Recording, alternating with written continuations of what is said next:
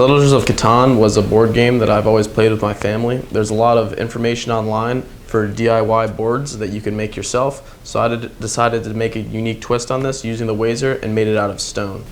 The goal of this project was to show the different edge quality that the WAZER can produce on different types of stone, from the homogeneous marbles and quartzes, such as this onyx tile here, which represents wheat, to the very non-homogeneous kind of chunky layered materials such as this red granite for brick or the slate used for the rock resource.